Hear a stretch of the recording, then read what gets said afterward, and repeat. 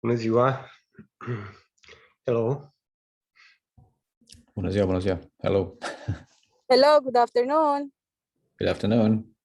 Everything fine? Yes. Hello. Hello.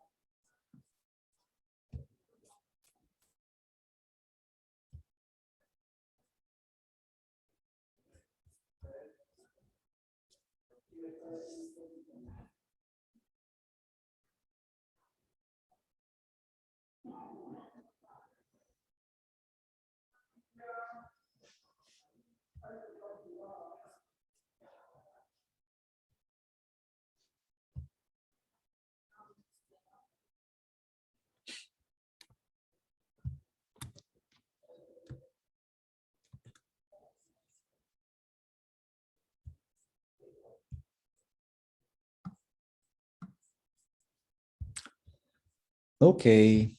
Should we wait a little longer or can we start? Or just, okay, wait another 3-4 minutes.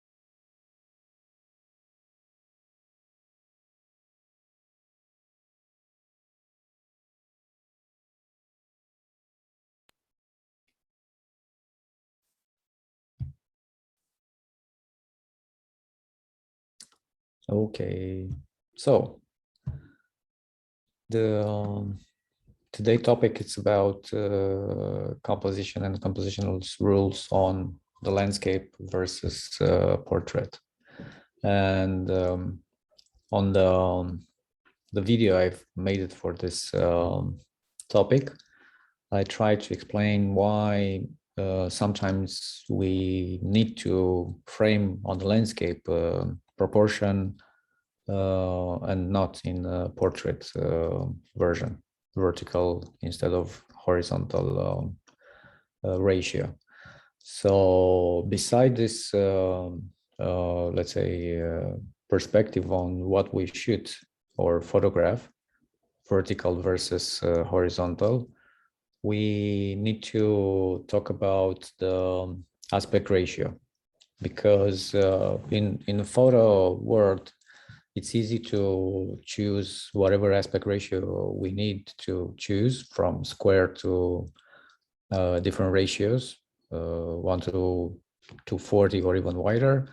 In the video, we cannot do that because we have some standards for screening, which are also related with the sizes and the aspect ratios of the screens we're watching the video on. So the most popular aspect ratio is 16:9, which is 1:177. Beside the 16:9, we have a more square one, like 4:3 or 166, and we have a wider one, which is 1 to 185 and 1 to 240.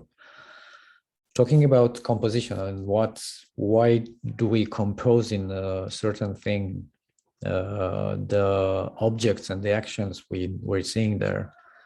In the photography world, we have, as we already discussed, we have that reciprocity factor, which is closely linked with exposure time, aperture, and sensibility of the medium, the ISO. So working around with these factors, we decide which exposure time we're going to use for a certain photograph, and why that kind of shorter or longer exposure time will emphasize some of the photograph or the details which we're trying to photograph or shoot. Getting back to the composition, of course, the composition is the base of the visual language. And within those ratios, the aspect ratio of the photograph, we have to compose in a way from which the viewer and the spectator will easily understand why do we shoot that, or why do we photograph that, in order to emphasize something in the composition. Getting from the basic compositional rules in black and white, not colors, where we have the tonal reciprocity law. I mean, we have the tonal contrast, which means we have blacks and whites and grays and the different densities in between. And the color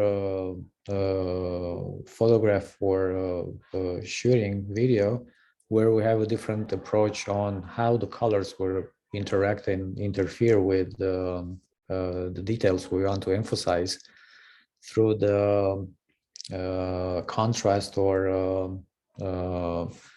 how do you call the so we have the two ways of approaching the color photographs, through the color contrast or the color harmonies. So we can make an analog color harmonies, or we can make a unitonal color harmonies, or we can go on the opposite, on a very contrasty complementary colors or primary colors, which usually are very obvious and on a contrast relations between them. So getting back on the composition and how all the details inside the composition will try to tell a story. Of course, inside these compositions, we need to show all the things we want to explain. Yeah. And sometimes we base this composition on attitude, on daytime, I mean, the sun position and the quality of the light, if it's harsh or soft, and the contrast. I just choose only black and white pictures because they're easier to understand, and because most of them are on portrait version, even though the content of the compositions, they're not always very clearly explained. By choosing this format will emphasize better the compositional content. So talking about the first one, of course, when we look and compose something in front of the camera, we need to have in mind the distance to the subject, the focal length we're going to use, the format we shoot on, portrait or landscape, and the details inside the composition which can draw the attention to the viewer to the interest point. The interest point in any composition, it has to be that which will define the title of the picture, let's say. Yeah. So inside some of the composition, we're going to see details which have very strong meaning. In some, they're not such a obvious meaning of the composition, but explaining further and more in detail, we'll find some reasons for the artist to make that picture. Those pictures are made by Paul Wolff, another photographer, very famous photographer in last century. And of course, I will discuss about perspective, tonal contrast, which is what I explained earlier, the differences between the darkest black and the brightest white, and how this contrast is emphasized within the composition. As a approach, all this composition I'm going to show you now, they're framed in portrait position. And that's the reason why the compositional rules and meanings are related with this vertical aspect. So as a first look on this first picture, we can see why the photographer chose this format, because he was, let's say, interested to emphasize this cathedral entrance in a relationship with the size of the people, the lady who's staying at the porch. So as a representation of the figure, the human figure, compared with, let's say, a cathedral, which is, of course, as a Gothic cathedral like the one we're seeing here, it is built on very many verticals and, let's say, windows and painted glasses, vitrali in Romanian, and in French, I think they're the same. So it is, let's say, a repetition of vertical representation in this composition, which is expressed by the lady, her position in the composition here, and the entrance itself. So it's a, let's say, a contrast between big and small. Yeah, the human figure compare with just a part of this architectural construction, which is a cathedral. And this comparison between big and small, it's the first meaning which came to the viewer's mind when it looks at this picture. Of course, the attitude of the lady here, it's very unusual for someone who will wait or stay in this porch entrance of the cathedral, and therefore, beside that first opposition or compositional meaning of big, small, texture, not texture, contrast, and less contrast, we also have this gesture which shows her approach to the environment she's been shoot on. So beside all those, of course, we can judge the compositional balance in this vertical portrait composition, and we can see there's not a very balanced composition because the point of interest is in this lower part of the composition, and that means the size of this interesting point of interest, it's too small for the rest of the composition. All the rest inside this composition, it's based on contrast and texture. The texture, it's differently, it's a very uniform and even texture, like the pillars here and the structure of the wall behind, and very randomly and uneven texture, which are the trees and the leaves in the tree on the left. So we, as a close,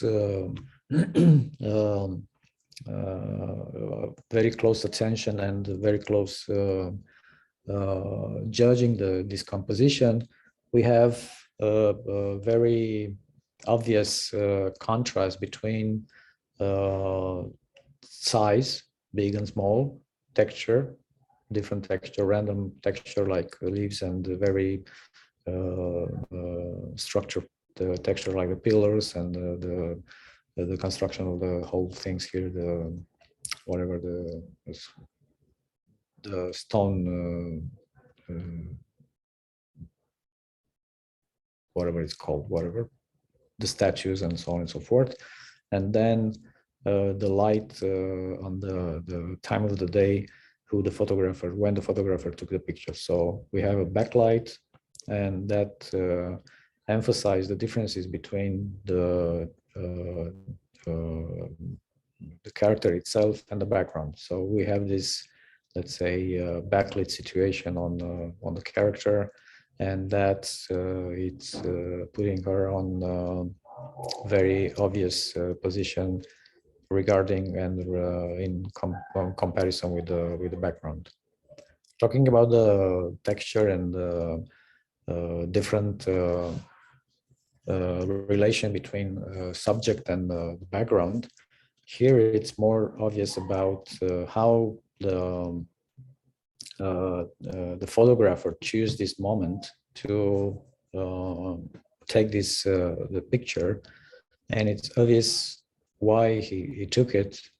The lady is dressed in a very geometrical design dress, and is wearing this same kind of thing on the head, and this opposition between the the waves and the stones and the sea shore, it's obviously very well defined in this composition. So what we see here, at first, we see the texture difference between the subject and the background. And also here, for sure, the exposure time, it might be slightly longer, just to emphasize how the waves are doing this texture and as a background, comparing with her position, which is very still in relation with the background. Of course, again, the lighting and the contrast, it's one which is very well enhanced. It's enhanced through the time of the day which the picture was taken at, which shows kind of close to the midday situation, which it's of course very contrasty moment of the day. And also the time which it's obviously close to the summer. She's not wearing a sweater, she's wearing a short sleeve dress. That means she's in the middle of the summer at the seaside. So some of the details we see inside this composition will tell a story about the moment and the time of the year this picture was taken. If you have any question, please ask me, and I will get back to the video topic in a while. I'm not talking all the. I will not discuss all those pictures. I will make 2 sessions, half at the beginning and half at the end of the class. So here we also have, as I told you on the previous class, we have some depth markers in the picture, which are enhanced or diminished by the focal length and the point of view, the camera point of view. Some of those depth markers are related with geometrical perspective inside the composition, which shows the directional and the perspective, linear perspective inside. So here, the linear perspective is drawn by those boats here and the deck.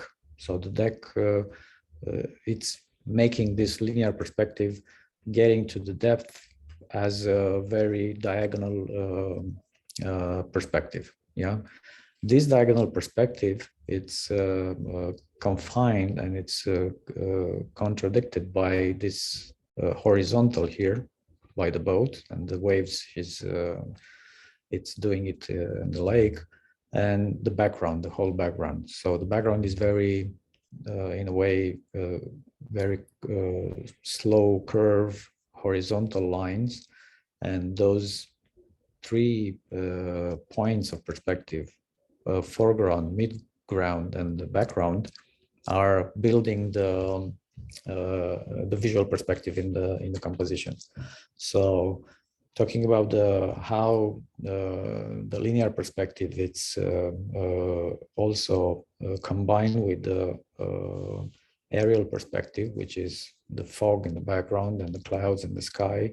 And we feel the distance through these different approaches on contrast. There's very low contrast on the background because the fog and the let's say the distance to the mountains shows this lack of contrast.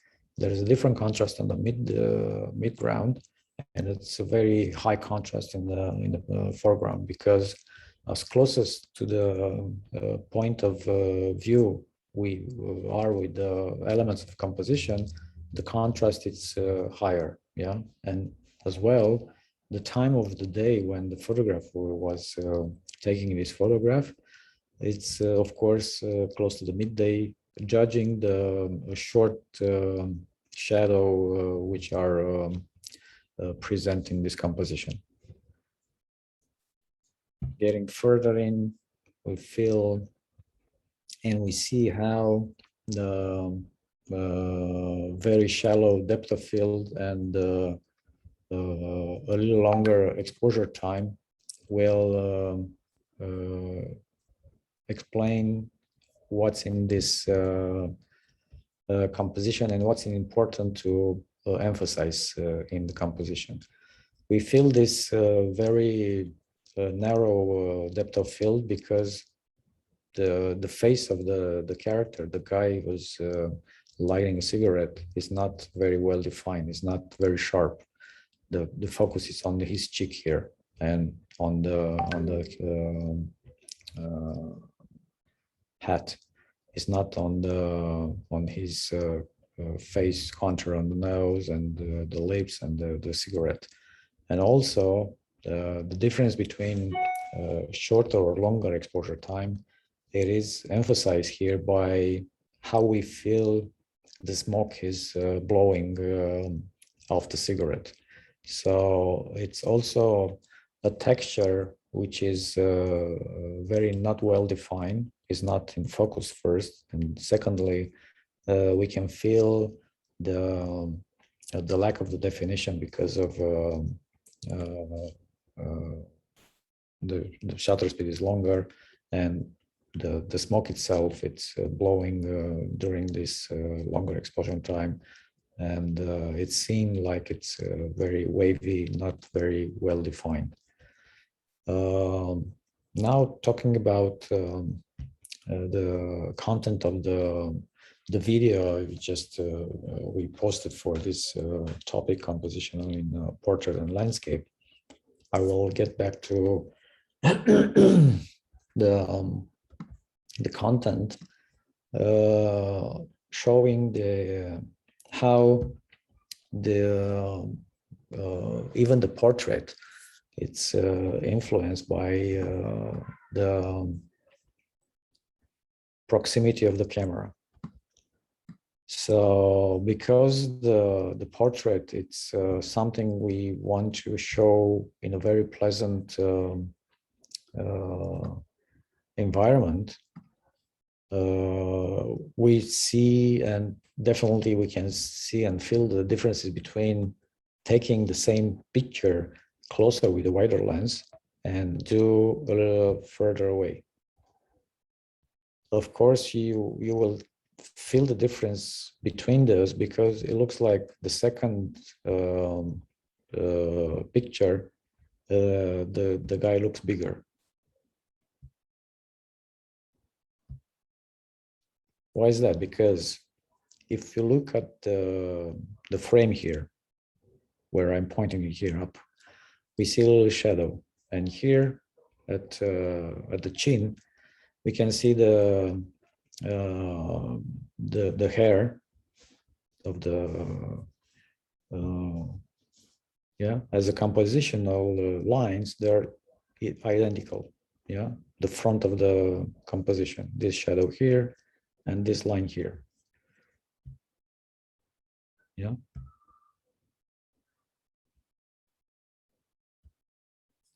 Let me just make a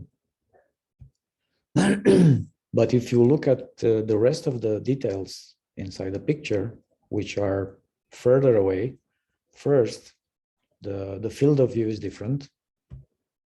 This 18 has also a wider field of view. We feel more of the background, even if it's not such a obvious difference. We see the background, which is not completely in shot, and the rest of his contour, extremities, the ear should be somewhere here, but the cheek and the beard, which looks totally different because as a position, of course, the camera position, it's a little on the left, but then because of the field of view, which is different on the 18 getting closer with the camera, comparing with 100 being further away, we can feel like we see more of the background because of the lens convergence. Yeah, the lens, it's more wide, and being close, we see more of the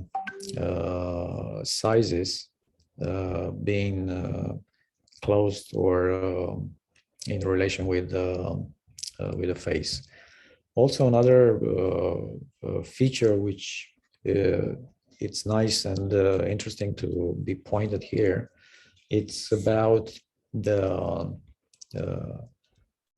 face features like the relations, the visual relation between nose, cheek, and beard here, and the relations in between those. Let me just make a little zoom in. I will try to make the same zoom in here.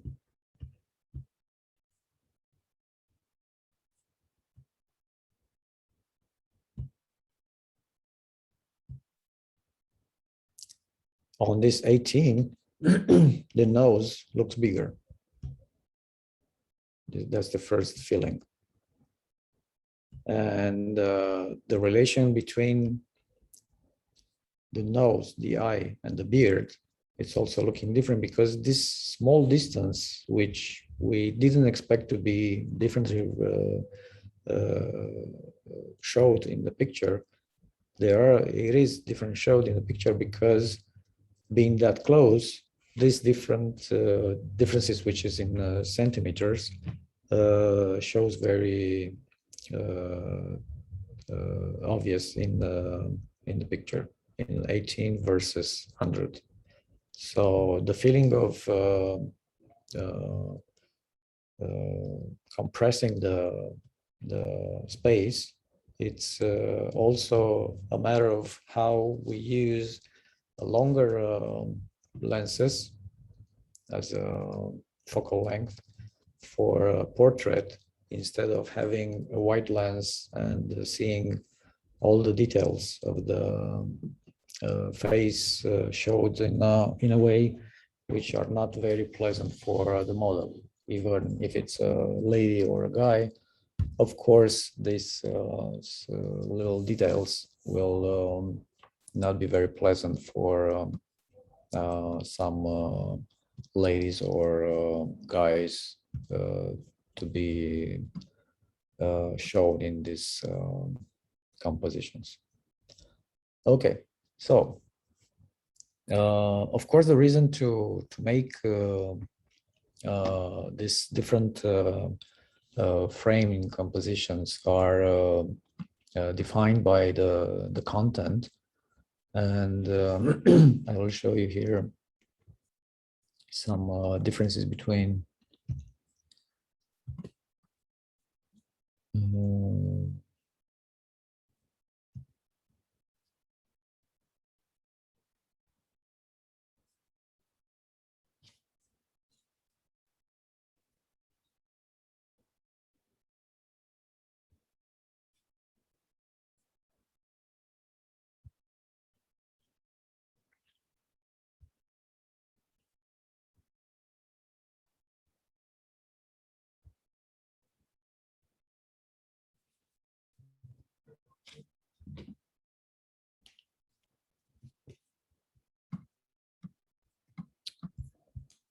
excuse me for a moment.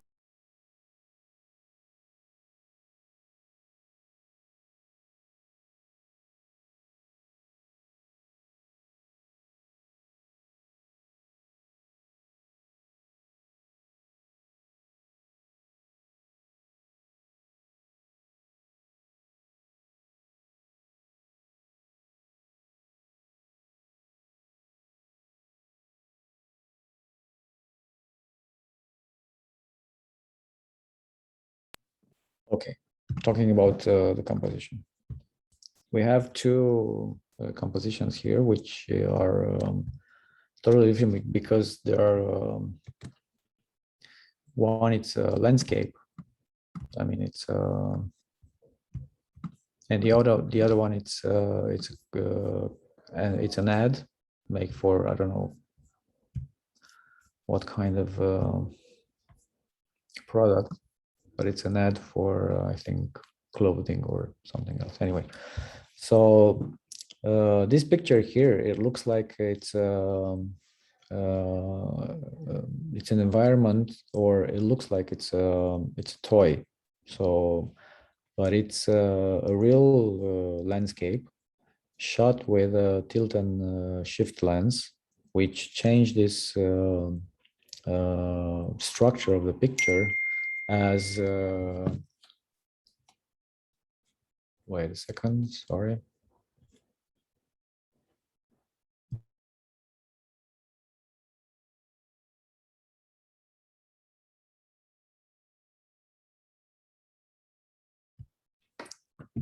So the structure of the picture, and it shows like we're shooting a miniature instead of thinking about this is a real landscape with tractors and cranes and whatever we're seeing here, with real houses and trees and grass.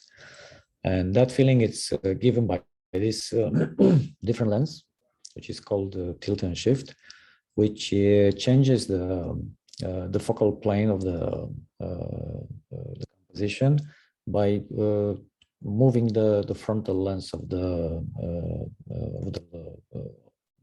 lens. Yeah, so the frontal part of the lens is moving vertical and horizontal, and that changes will interfere with the focus plan. The focus looks like it's only here, and then it's very blurry. And also the perspective of the this environment. I will later show a commercial shot with this tilt and shift lenses. As you can see here, it's a very square composition. And within this composition, we have this visual effect, which is an optical approach on using these lenses. And this composition is totally different than this one, which is, it's of course made in a very roundish compositional, let's say, rules called tondo. It's for avian, I remember, the water. And of course it's made in a studio.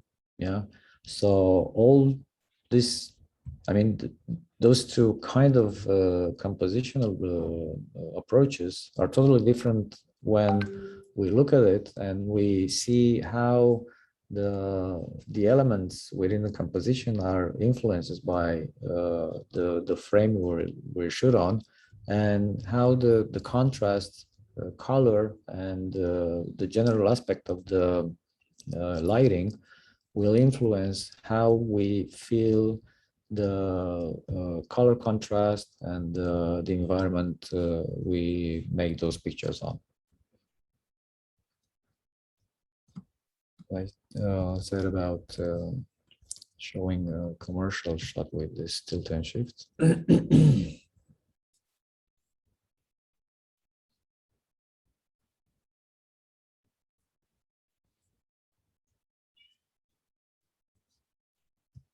Right away.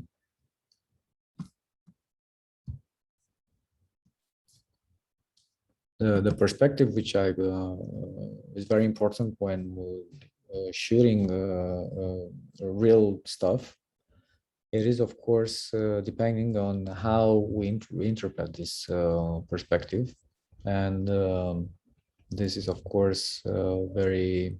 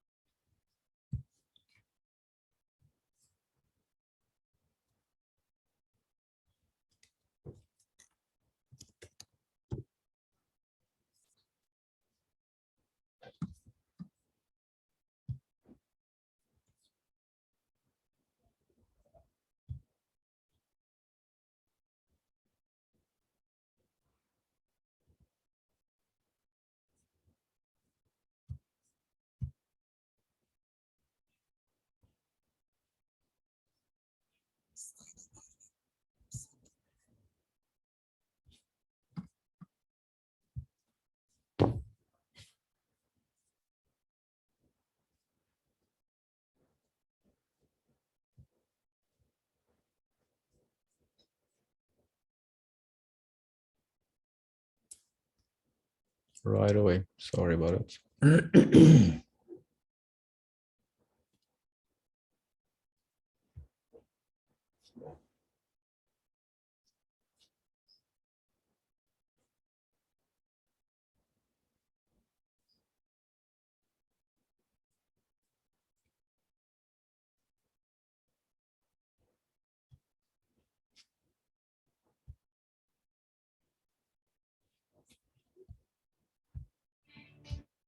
Yeah. Okay.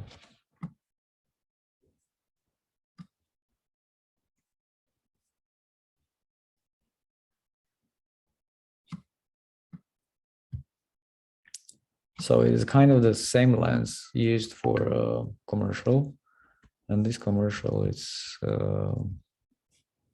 this one, made for a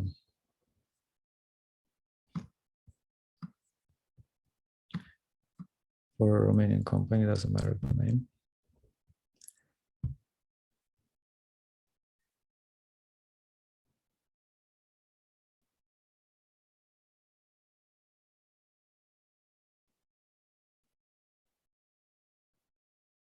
The resolution is not such a great one, but the beginning of the commercial and this end of it shows how the tilt and shift, even on this part here, the tilt and shift will make the show that the reality look different here and here. Yeah, as you can see, the focus is only on this railing here. It's not on her. It's not on the background. It's very spectacular way of showing the how this space it's shown in this environment. So as you can see, it's her. She's in focus here, but all the rest is very blurry. Even if, as a regular basis, when you put the focus here, the focus should be also here when if it's in the same plan of focus.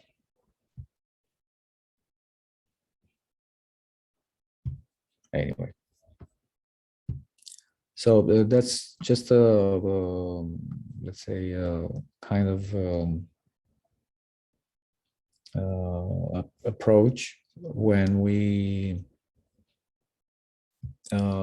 try to make something to look different using some devices, which some of them they're just optical and not aesthetically content, or just something we try to make and show differently afterwards. So as a compositional rules, of course, the decision to compose in a landscape or a portrait is a very important one. But sometimes, as I already showed some the photographs I've showed you before, is not a rule. If we make photographs and the thing we've seen in the frame are mainly made for direction or the other direction, to do the landscape or a portrait because of that. So getting back to the photographs I showed you right away.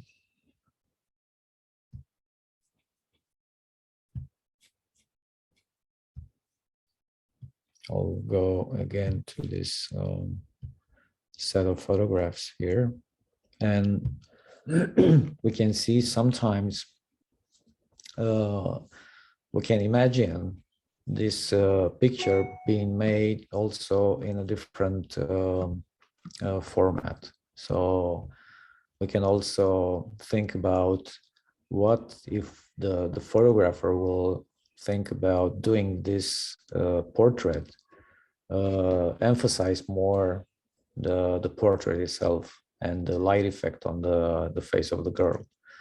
But because he was doing it in a portrait version, it's not the explanation of this gesture is he doesn't want to emphasize or make a very decided let's say decision on her portrait.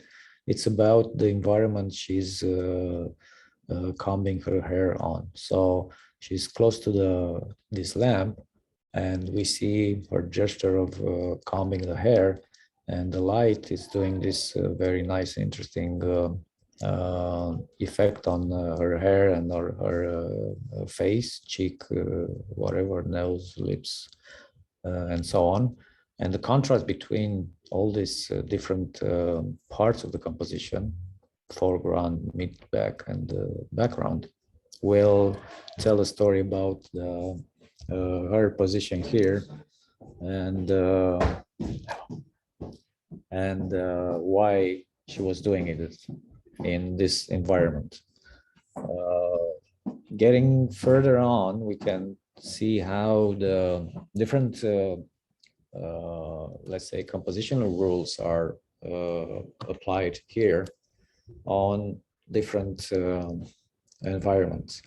So we can have a composition with one guy or one lady, like we're already seeing here, this one or this one. We can have a composition with multiple characters, and these characters are placed in composition, and the composition is made on because they are shown here and framed in these positions, and also this position and the diagonal of this composition is enhanced by tilting the camera to the right. So of course the kids and the lady, they're standing upright, but as you noticed, the two kids are looking like they're tilting on the left, which is not, of course, is not the reality.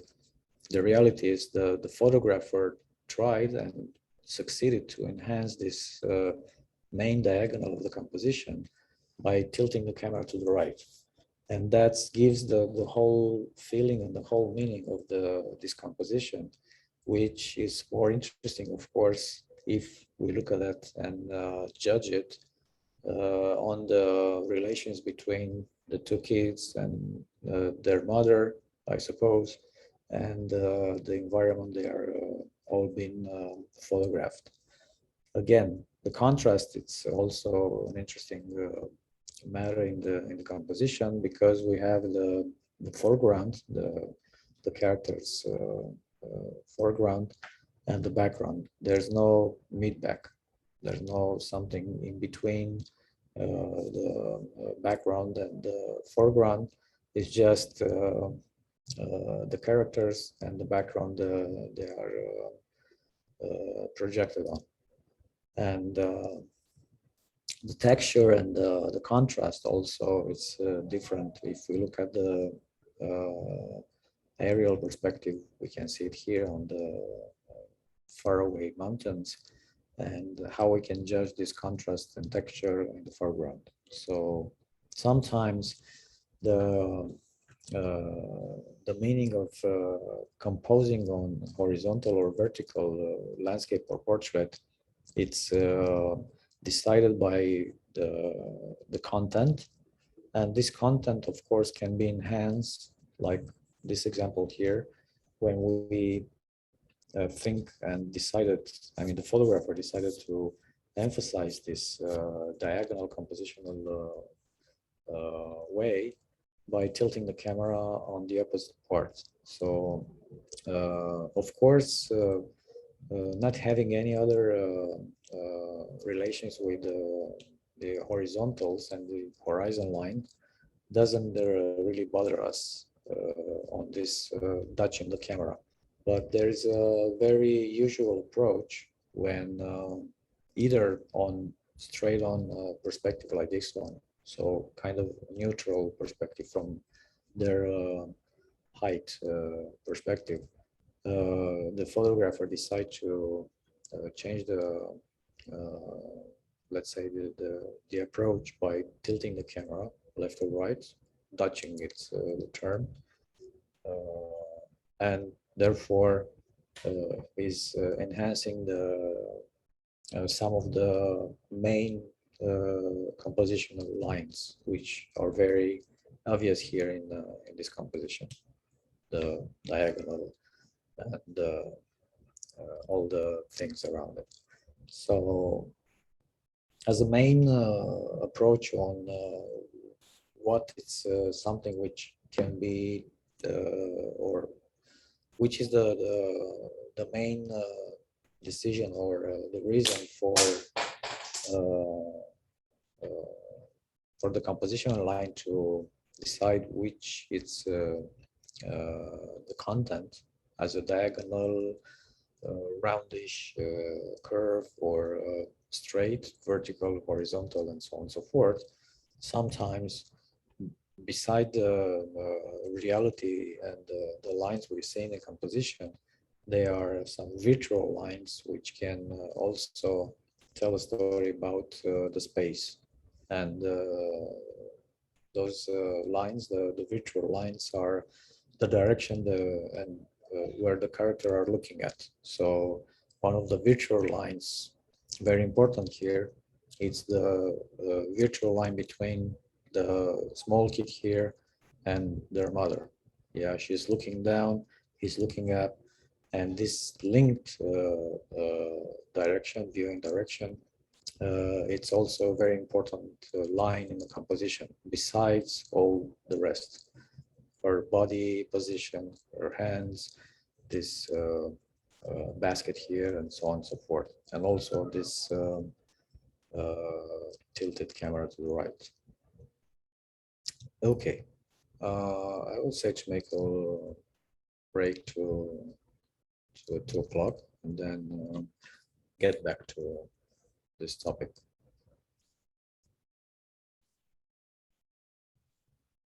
See you in 10, 8.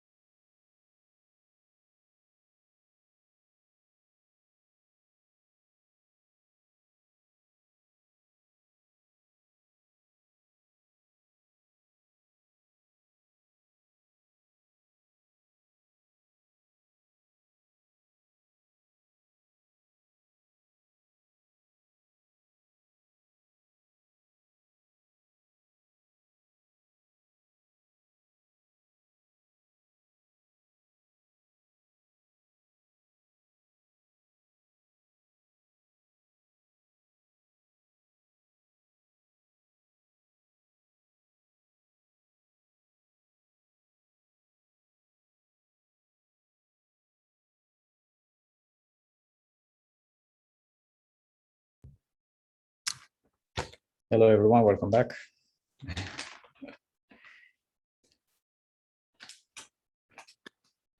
So,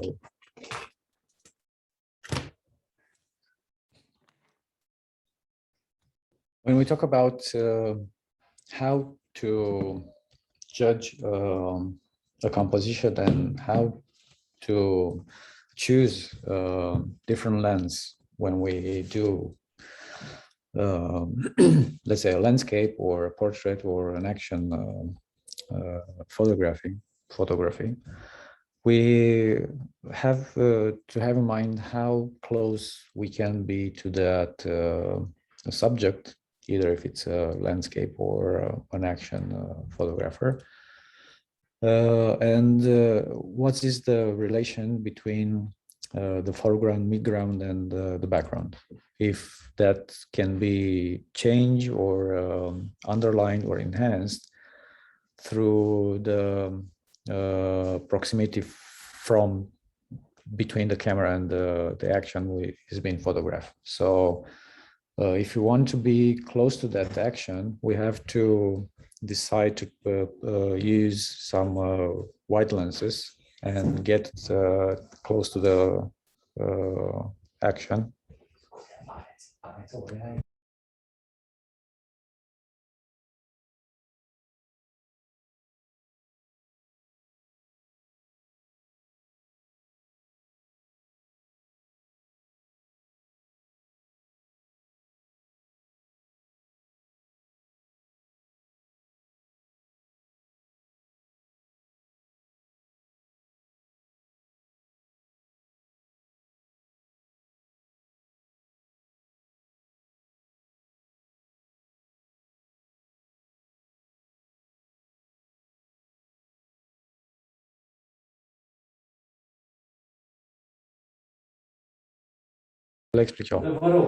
Sorry, I have to change the location. It will take just 2 minutes to move around. Sorry.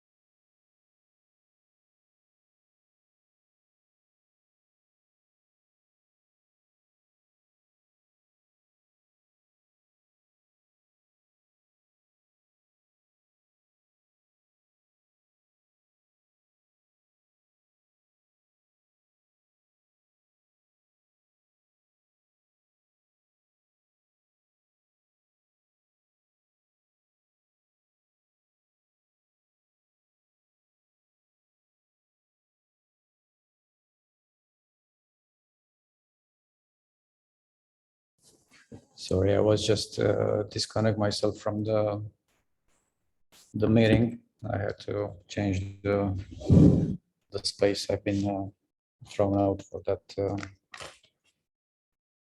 previous space. Anyway, I was talking about the proximity from the proximity and the meaning of the different distances from the camera and how this space is shown in the composition. And sometimes that it's saying and telling something about the distance and how the spectators feel this distance, like being very close to the action or being very distant to the action. And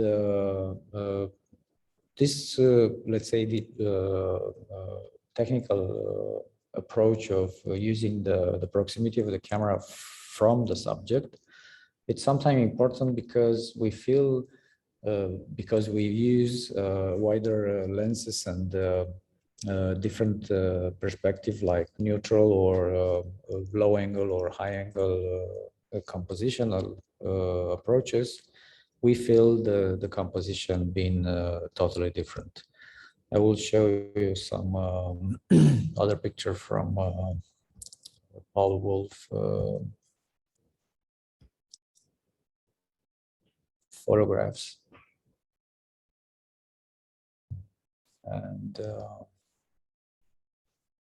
And this composition, of course, the main lines and the meaning of the all we see here, it's all about vertical lines, even if they're very slightly diagonal because of the focal length the photographer has used. This is not such an important thing because we feel the main direction of the lines, which are, of course, mainly vertical. And of course, because of very big space from the composition, it's covered by this building, this skyscraper, and differences between the texture of this skyscraper and the sky is the, let's say, the meaning of this compositional and the photograph itself. Of course, we can feel the distance and the proximity from the photographer when we look at the details here. We see here the closest building from the photographer, which is in totally shade, and the rest of the composition, it's lit by the sun. So that's also, let's say,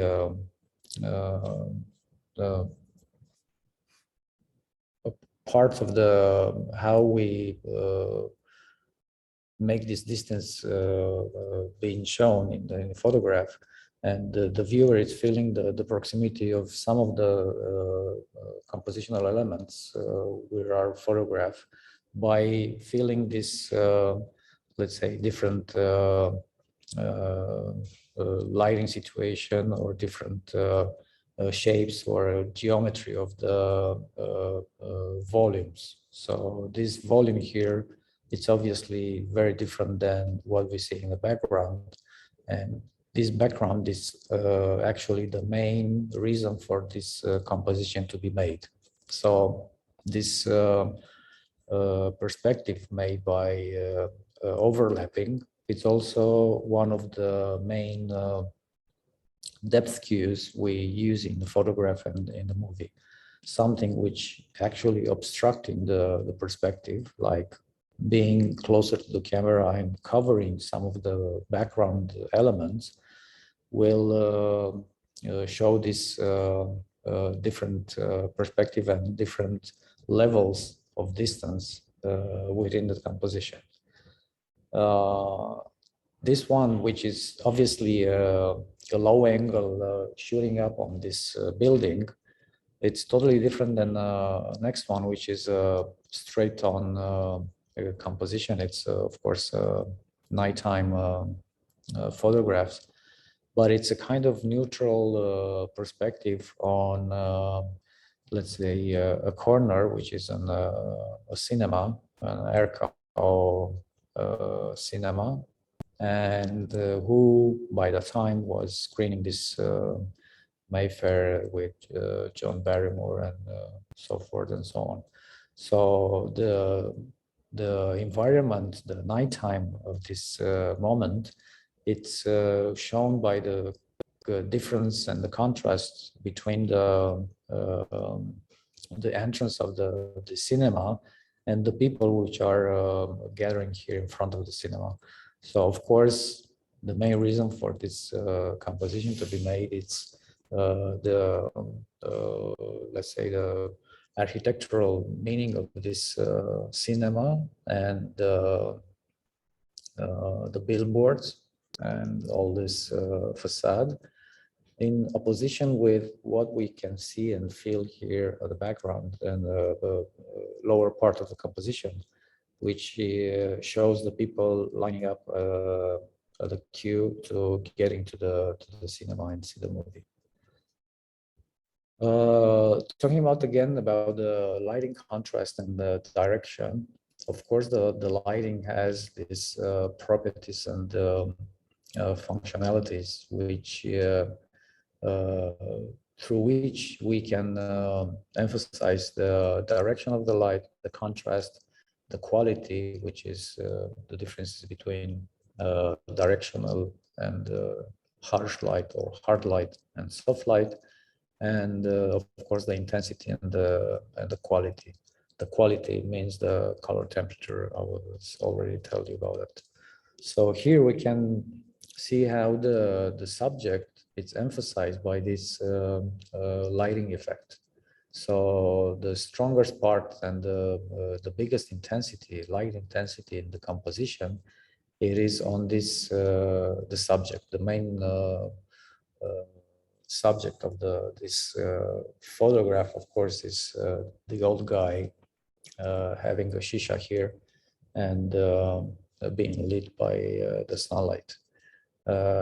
In the opposition with this situation and environment, we see his pal in the background, a younger guy, being not that well lit, and it's of course a little underexposed, and that makes the big difference between the two characters. Yeah, it's not important how and what the feeling which we can see from this picture. It's sometimes just the opposition and the relation between foreground and background, and how the contrast and the lighting it's telling a story in this composition. Also, the compositional rules have been studies for centuries in the paintings, and of course we can see how different composition and paintings in the era of figurative painting, not abstract or non-figurative painting like Pollock or Rothko, we can judge the composition and the level of harmony or disharmonical or balanced or unbalanced composition, just studying the paintings and how the painters have been treating this very important part of the visual aspect of the painting.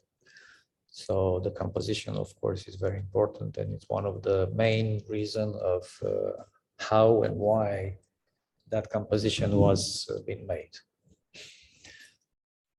Again, here it's like a different story about how the environment or the landscape will tell a story, and how the characters framed here, the guy reading a paper, his attitude and relation with the environment is being photographed, is telling also a story. We can, of course, make a very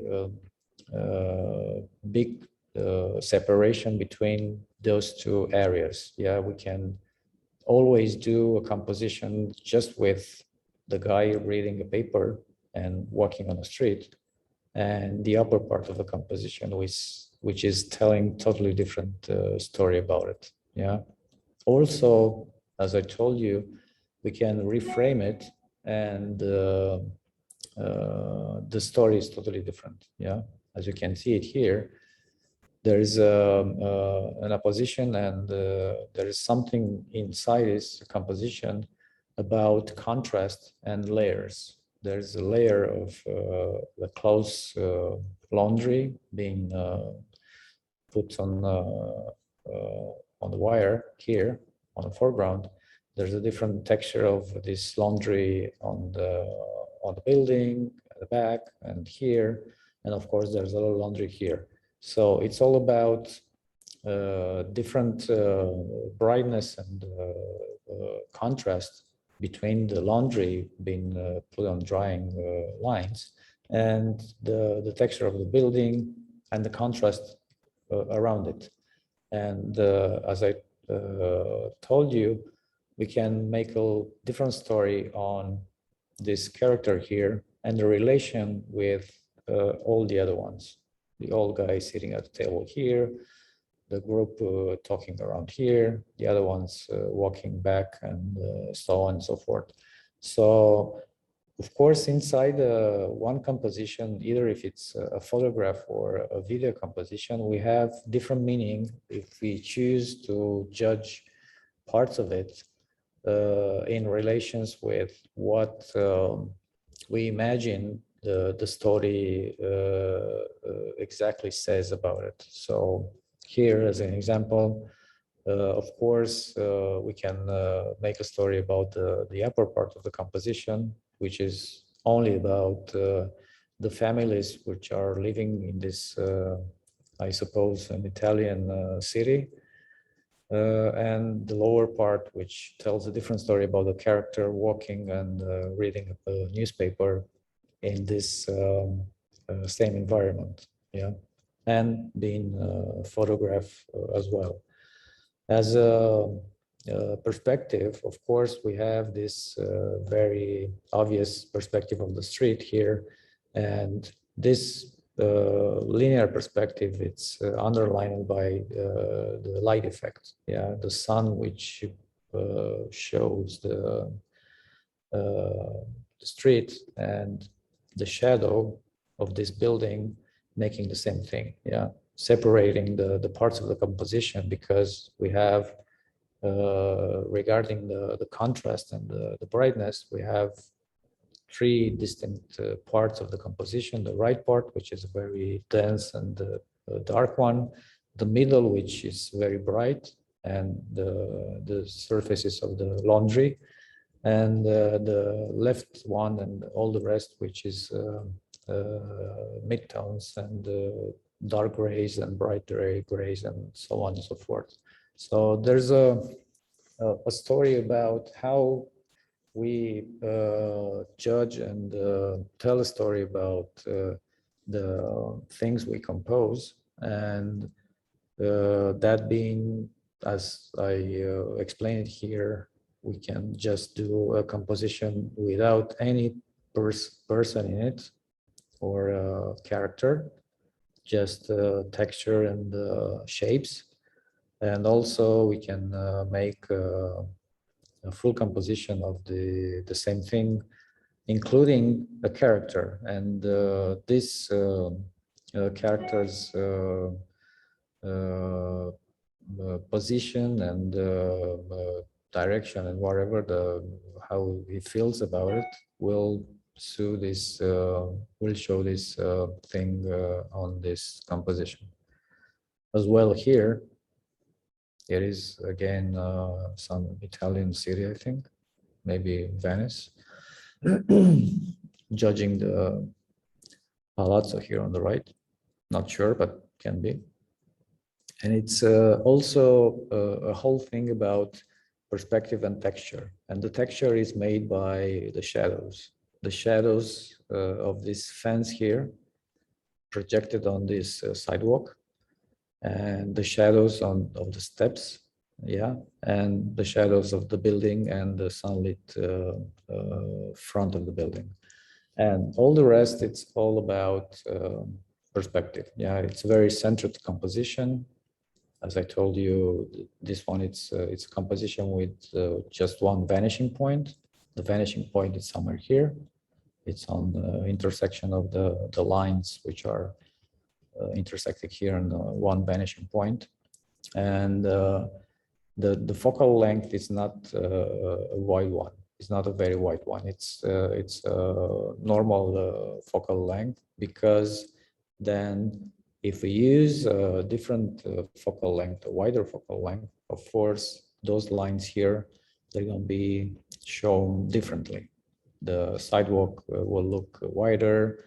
The perspective will be more obviously differently. So the lines are more diagonally getting to the perspective, and the whole composition will look different in this the same environment shot with different lenses. a wide, a medium, normal one, and telephoto lens. Of course, we can't do the make a simulated of telephoto lens by just cropping these photographs, because the perspective shown in the wide lens, it's more different than this one, as I showed you also in the course I made it for this class. Getting into again the meaning and sometimes the reason for the photograph to be taken, sometimes it's just a matter of the atmosphere of the space and the relation between the light effect and the space and the texture. So here, of course, the meaning for this picture to be taken is this light effect, and how the two characters have been lit by this light effect, and the relation between their spaces and their relation there with the space, the whole space inside. Of course, as I just showed you the other day with Salgado's picture with the boys being shown in that entrance, boys at the cave. It's kind of the same and similar approach here with the smoke from this pub or cafe. Emphasize this light effect by drawing the lines and the effect itself because of the differences on the smoke. Yeah, the smoke will emphasize and show the light effect, which the sun itself it's making inside here, this cafe or restaurant. Of course, as again, as a compositional rules, we can make it, let's say, or judge it differently when we try to emphasize the relation between those two guys, and we can do a composition like this and not seeing the whole space. But the differences between this one, which of course will draw attention more, will mostly draw attention to the couple itself. It looks totally different than the environment, the whole environment. Yeah, because it, in a way, when we do a photography, we want to make a statement, and this statement it's sometimes related with the time of the day that photograph has been shot, and the relation between the time of the day and the people which hopefully they are in the composition. So here, of course, it was a very happy situation when the photographer had two people sitting at the table and being lit by the sunlight, and also the whole compositional environment being made in two separate spaces, like the lower space, which is very dense, and this wooden panels on the wall brings that density to the lower part, and the upper part, which is also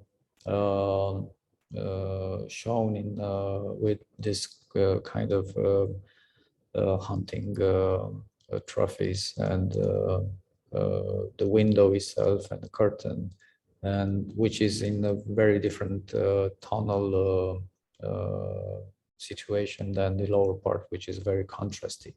Yeah, so in this kind of compositional approach, we can judge how the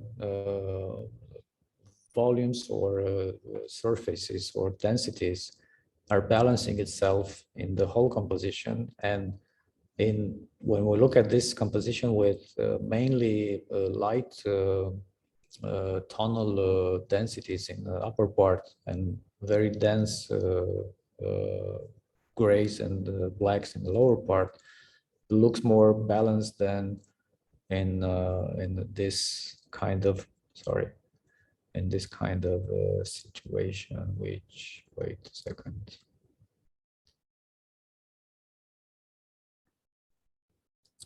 The composition and the relation between everything here looks different, even if it's like that. Yeah.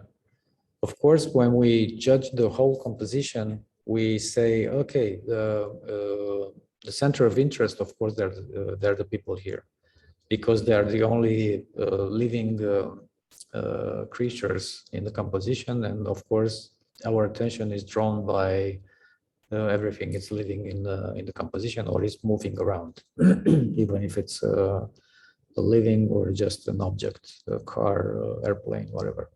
So of course the center of attention is the couple here, but the reason why they are composed in the lower part, it's just for balancing the tonal balance within the composition. So the whole thing, it wouldn't, and it doesn't look unbalanced, because there's a right percentage between dark and lighter part and light effect and all the rest in the composition here.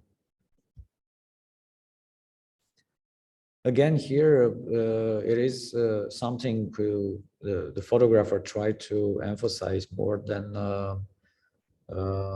let's say very defined structure and texture. It's looks like an impressionism painting, like Monet or Cézanne.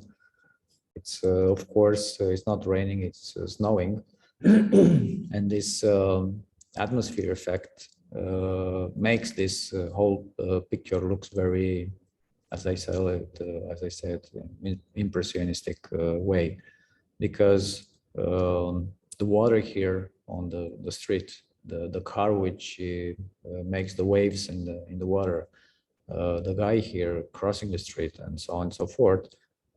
It looks very, let's say, not very humanly, not very earthly defined, because it's very, very soft. Everything is very soft, and it's all about how this snow is shown in this picture. Yeah, of course, it's a little longer exposure time, and it might be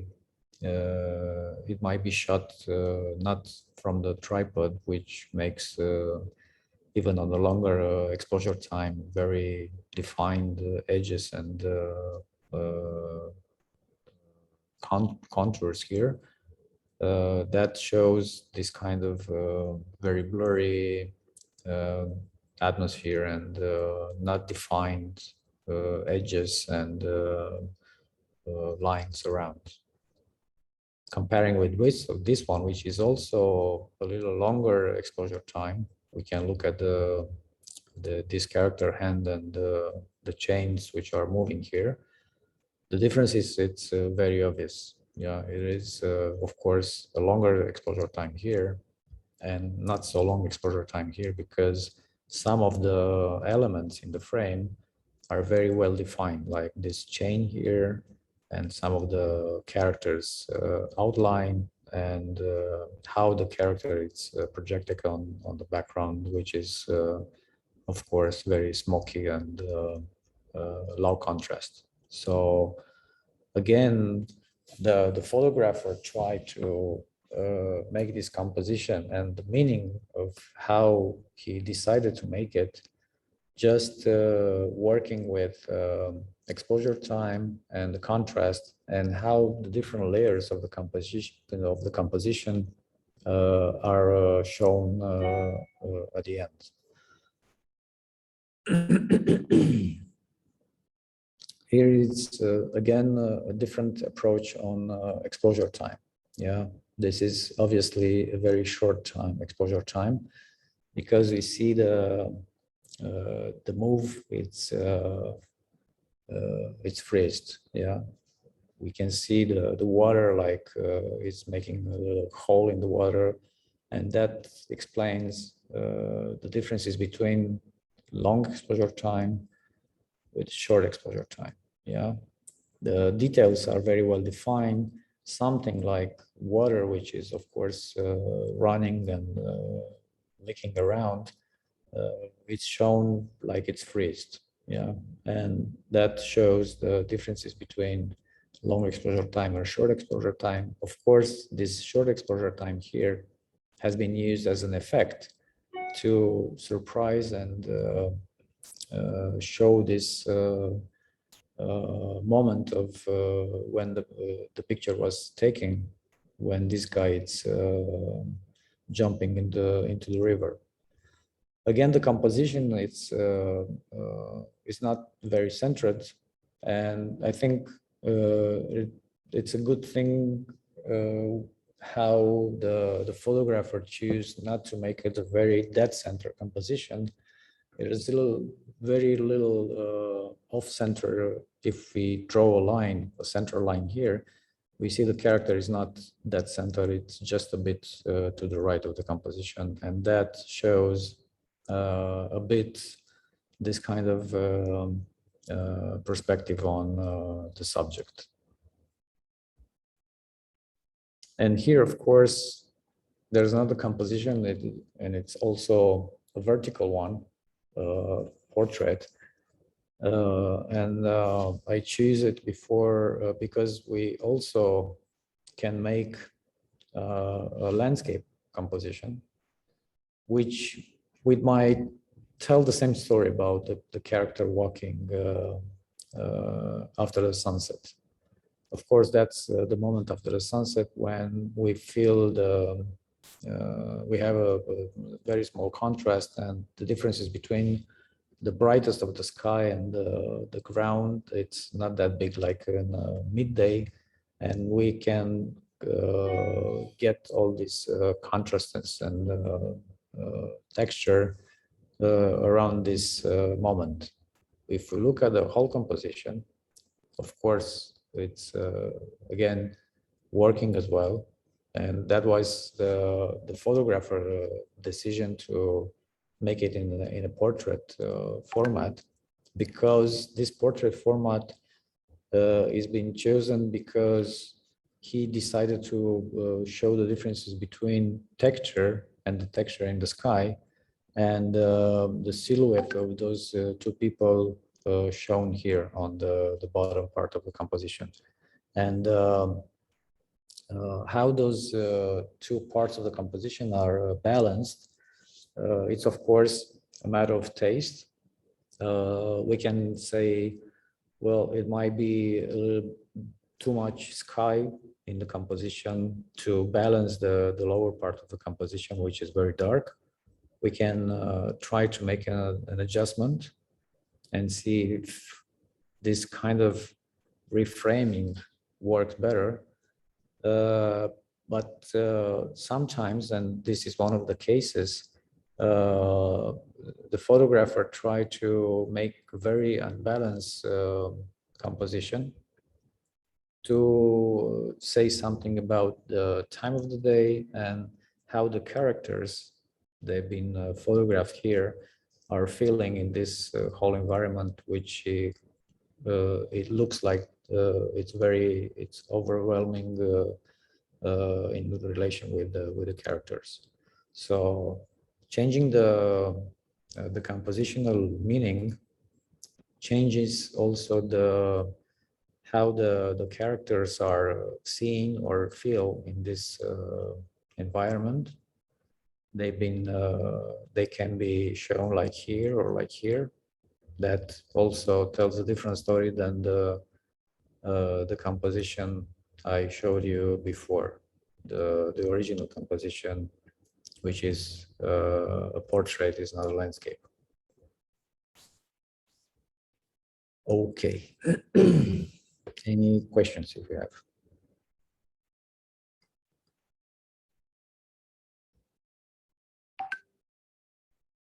No questions. Okay, I will get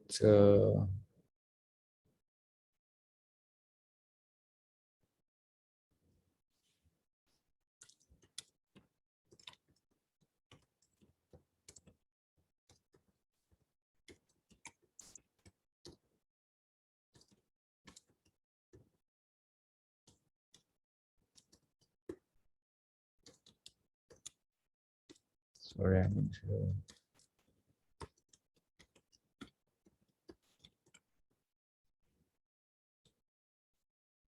Okay.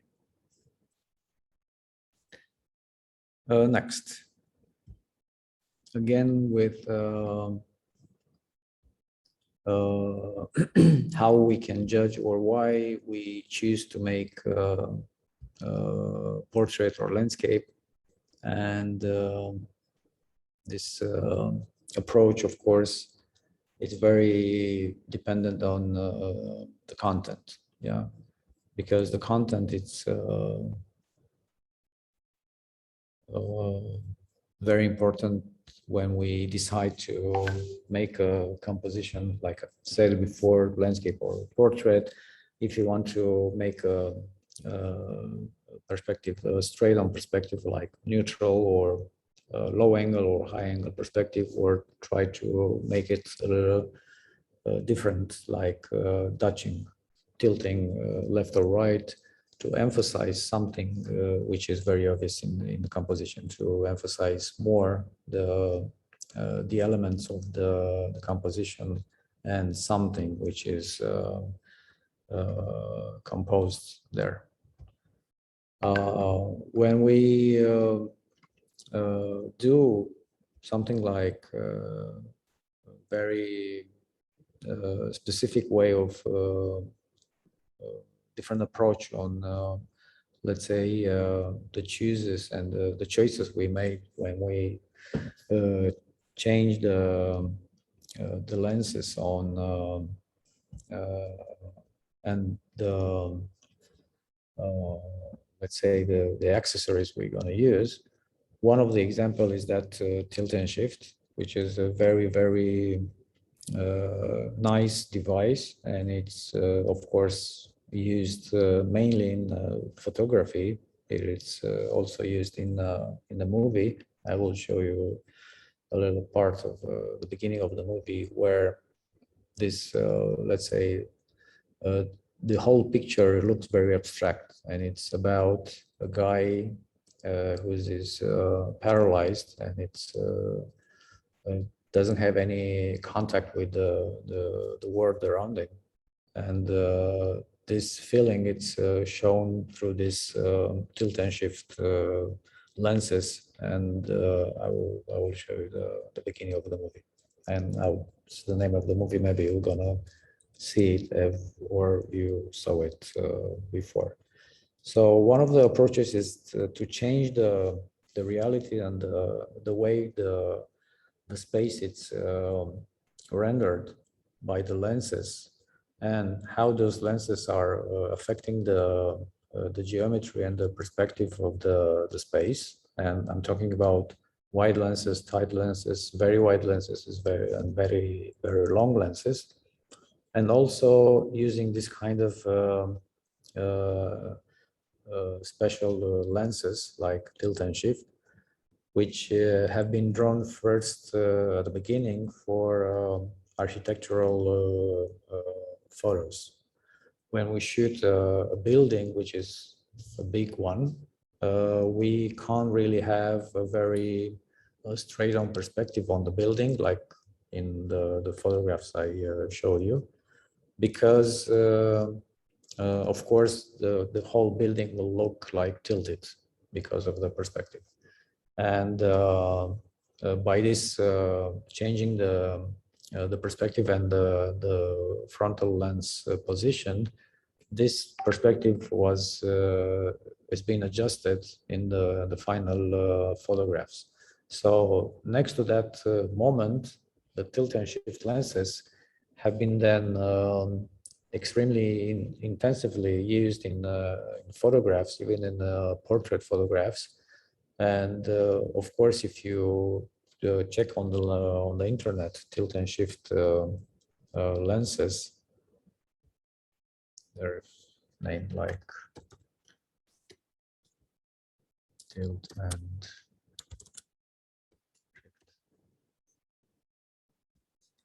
you can find a lot of example of those kind of approaches, which are very different than the reality you usually see it. And of course, how this reality it's rendered, it is a totally different story. I will show you now the beginning of this movie, which is the story of this guy who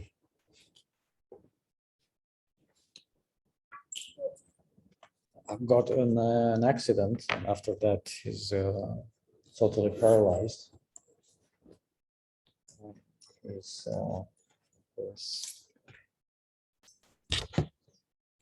having a little problem with the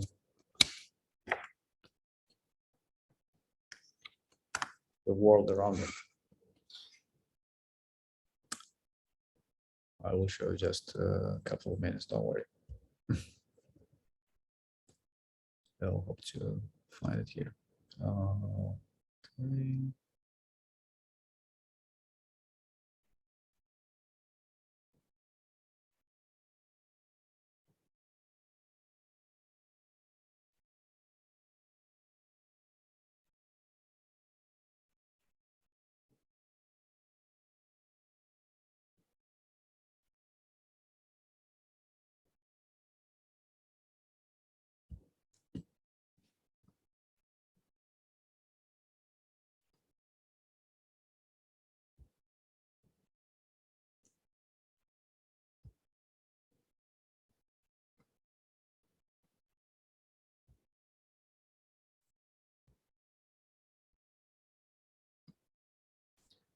It is a very abstract and very strange approach, but it's worth seeing it because it's a nice and different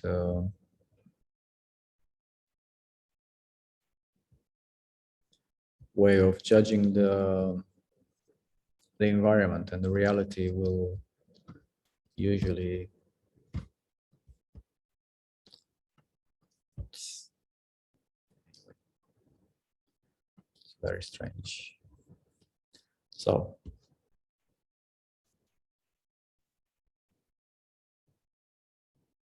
let's say the way of let's say how the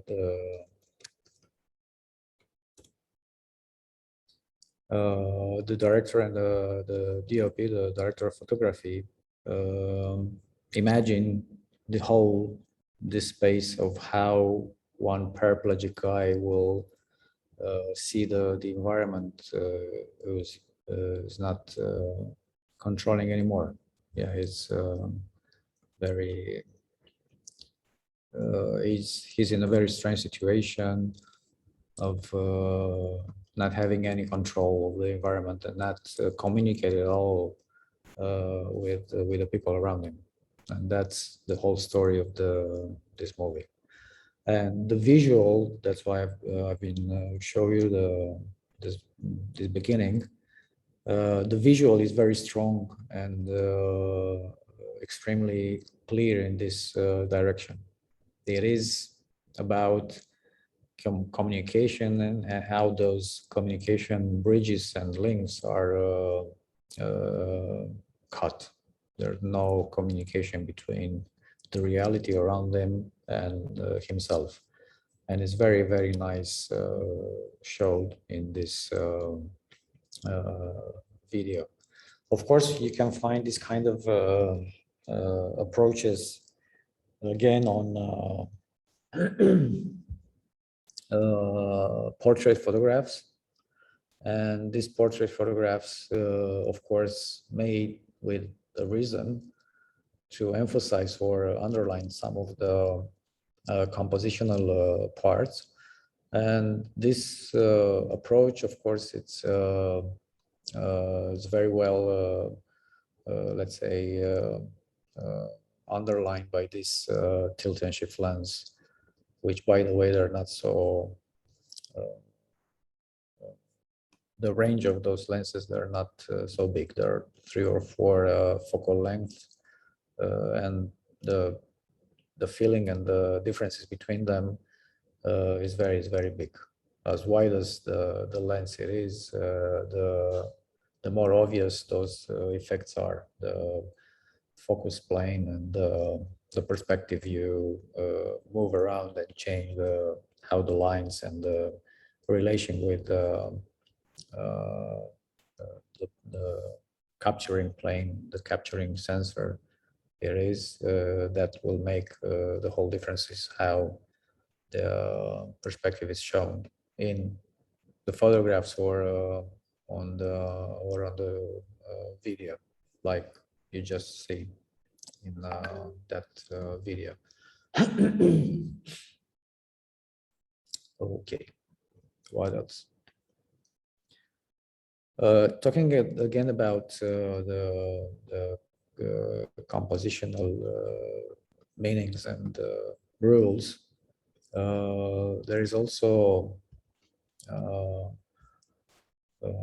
thing of how the contrast or the differences between the action, the subject and the background will show. It is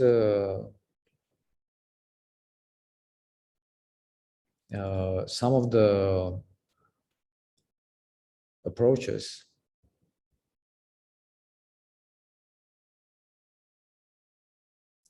will emphasize something of let me just change.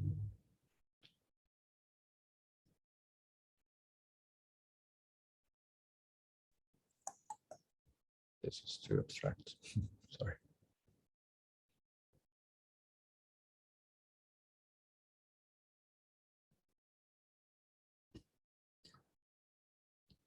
So when we talk about how the compositional meaning it's shown in the composition, it's the differences between this composition here, where of course we are on the very straight on perspective on this building, and even so we feel this converging lines of the front of the building. And we also, because of this point of view and the structures we've seen in composition, we have all the references on the space we're shot on. Regarding this, we have a different approach on, let's say, one perspective without any lines to show where are we and what's going on here.